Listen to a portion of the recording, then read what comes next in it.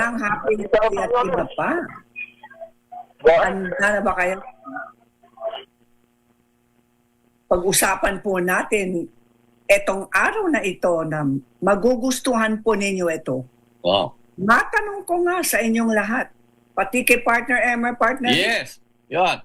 kamusta ang tindig mo? Nako, attention. Dapat Kaya. maganda. Diba? Attention. Kamusta ka? What is your posture?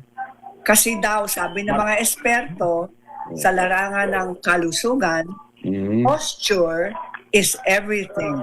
Yun. Ang tindig mo ay ang lahat na. Tama ba yun? Galing. Ano, dapat makisig ka. Makisig. Yes. Alam nyo ba na ang good posture ay nagdudulot ng mas maganda at mas mahimbing at mas magandang paghinga. Yan. Oh, ibig sabihin mas Breathing. oxygen ang Maganda pumapasok sa ating mga baga. Mm. Pero hindi papasok ang oxygen ng maigi kung kuba po tayo. Oh.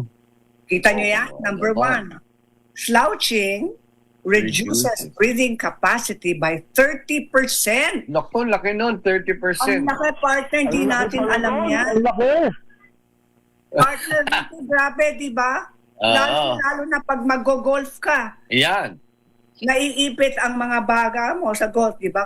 Pag mali ang posture, Pag mali, hindi tinatamaan ng bola. yun. Tapos ito pa, number 2, texting. Yung mga Yeah. nagte-text, Oh. iba yung texting posture, masdan nyo. Baka ganun. Diba? Nakayuko yung ulo.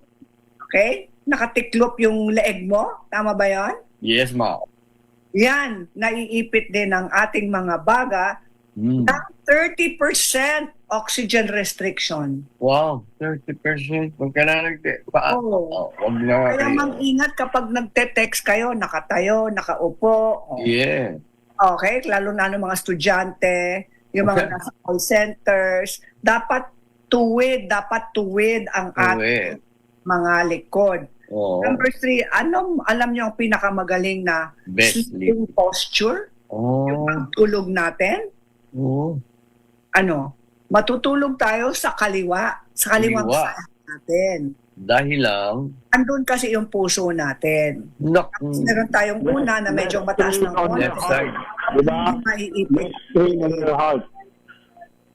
Tapos kailangan maglagay ng unan Oh. sa dalawang legs. Kailangan ipitin ang unan na yon sa ating dalawang paa. Gano'n. Oo. Kailangan pala Dalawang ipitin. pita. Okay.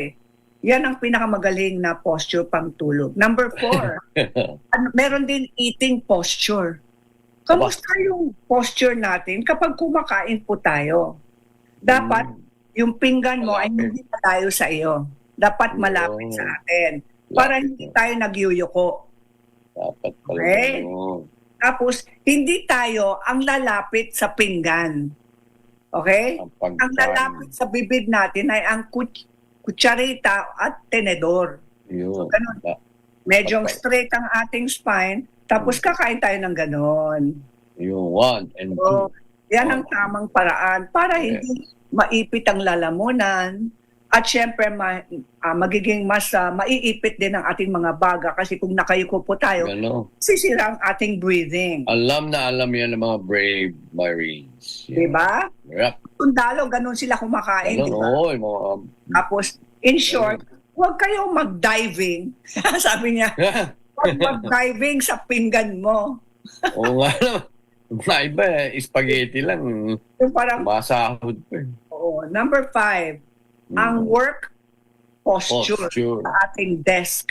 Hindi pwedeng sabi niya, don't be a shrimp. Hindi tayo pwedeng maging parang hipon. Di ba yung hipon, kulubot siya? Yes. Hindi Dapat. tayo pwedeng maging hipon kapag nakaupo at nagtatrabaho po tayo. Dapat parang Kasi, tira. ayan, maiipit din ang ating lung capacity o masisira ang ating lung Ganun pala, capacity. ha? Okay? Wait up. Malinaw ba yon? Eto, Yes, ma. Ano bang perfect cooking pose, mga nanay? Oo, paano yan? Yung mga Mga ginang ng tahanan. Oo. Paano ba tayo nagluluto? Merong perfect cooking pose.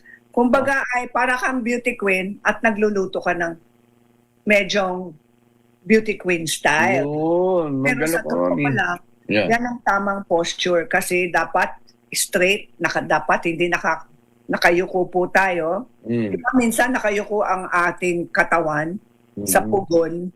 Tapos yung init na pugon, syempre naiinitan din ang mukha natin. Naiinitan Masama mo. po yun. Dati mestiza, ngayon ano na siya, morena. Ano? So, dapat straight ang back tulad ng picture, ng poster natin. Yun, Saka straight lang pala. balanced ang ating dalawang paa. Minsan nga mag-cook-out ka, session, ma'am. O Healthy yun. cooking. Pwede kong gawin yan. Mm. Number 7, meron Seven. din mapping posture. Paano Aba, tayo pati. nagwawalis at nagmamap sa sahig? Ma-posture pala yun. May posture dyan, partner. Food Isang powder. paa sa harap, Mhm. yung isa sa likod para balansyado tayo. Tapos, gagamitin yung kamay para itulak yung map. Mhm. Dapat mahaba ang kahoy ng map Yun. para hindi nakayuko ang ating likod. Yun. So it says, do not hunch over the map kasi your spine will be affected. Tapos, ang resulta, magkakaroon tayo ng lower back stiff problem. Aba, lower back. Stiff lower back ang resulta nun. Yun. Ayun, no? Tingnan nyo, yung maling posture. Kita nyo? Oo. Yan. Ang nakita Mga na, walang TB, dapat talaga hindi tayo nakayuko kapag ginagawa po natin yan. Kasi sabi ng mga doktor, good posture today oh.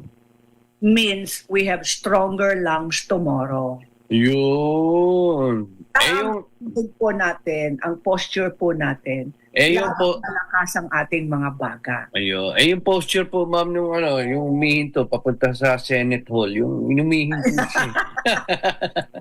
Hindi pwede yan. Hindi mas magaling yung isa. Yung exercises, gusto nyo? Yeah. Mm. Ito, para magkaroon tayo ng tinatawag nilang tall na spine. Fine. Aba. Spine o likod natin na mahaba. Okay? Diretso. Okay, kailangan mag-imagine po tayo. Isipin po natin na merong sinulid. Ayan, yung sinulid na yon, nakatali po yung sinulid na yan sa likod ng ating, sa batok natin. Pati, Batok ganun. natin. Sa ating leeg, sa likod ng ating leeg. At tapos yung sinulid na yon ay hinihila ka pataas. Oh, yun. Di ba? Kung naisip nyo yun, nagiging straight ang back po natin eh. Oh, yes. Kaya pala. Ang simpleng exercise. Pangalawa, eto na para sa mga yung ugali po natin na mabilis tayo nagsasalita. Minsan, guilty ako dyan eh. Talaga? Oo. Talk in moderation. Dana. So that means kung masyadong mabilis po ang ating pagsalita, kailangan, ang gagawin po natin, every 10 words na dapat natin sasabihin, Yun. mag-i-inhale tayo. Diba? O mag-inhale mo na, magsasalita tayo, pagdating na natin sa pinakasampung salita, mag-i-inhale ulit. Kasi syempre habang nagsasalita, di ba, nag-exhale na rin tayo. Oo, yun pala yun. Kaya yun. After the 10th word, kailangan mag-inhale ulit. Yan ang tinatawag na umiinom tayo ng sips ng hangin. Sip. Yan, ng hangin. Kaya yan ang tinuro mo sa akin, ma'am, ngayong sa broadcasting. Thank you. Yan. Di ba napapansin nyo pag mabilis ang ating pagsasalita? Parang, nasaan ang oxygen ko? Kapos ka na, di ba? Oo. Number 3, breath timing. Merong timing. Never hold your breath. Kapag iinom po tayo ng sopas, di ba pag mainit ang sopas, init. We hold our breath. Hindi pwede. Dapat normal ang ating paghinga. Ayun. Because it can apektado ang ating mga baga dyan at ang ating heart rate. Kaya never hold your breath kapag umiinom po tayo ng sopas. Di ba minsan pag umiinom ng sopas, hindi tayo humihinga? Oo nga, Oo. Kasi hindi natin napapansin. Ginagawa natin yan araw-araw. Number 4, dapat tuwid na tuwid ang ating likod. Ang Back stretch. pinakamadaling exercise ay magsandal kayo o sumandal kayo sa pader. Pader. Nakatayo kayo ng straight. Against the wall. Yo. Mararamdaman nyo, yung likod nyo, gustong-gusto niya. Yung exercise na yan. Stay there for 30 seconds. Yun lang, partner. Maganda. Part po natin Back stretch. is nakatayo Tayo akong akong tuwid tuwid. at naglalakad taas noo. Yo. At I ako naman. stand straight and Straight. walk tall. Walk Tall by Cory, the Ageless Beauty Stand Queen. tall, breathe well, and live well. Yo. Very good. Tindig Okay. mo, buhay Tindig mo, alagaan mo. Alagaan mo. Tindig mo. Yeah. Bahay mo. Alagaan mo. Kaya Pwede mula ka- ngayon dapat conscious na tayo sa ating Yes. tindig. Mm-mm. Straight na straight. At ang mukha po natin, diretso, nakatingin sa lansangan, Yeah. pero tuwid ang ating pagtingin o paningin. Yo. Pag tinanong pang 12 plus 1. 13. Yes. Yeah. Ang ating Galing. healthy at iba pa. Thank you. Yes. Ayan na, abangan na ang ating special guest. Yeah, it's 4:32. May special reminders ba tayo ngayon? Yes, ma'am. Break muna, break muna. Break.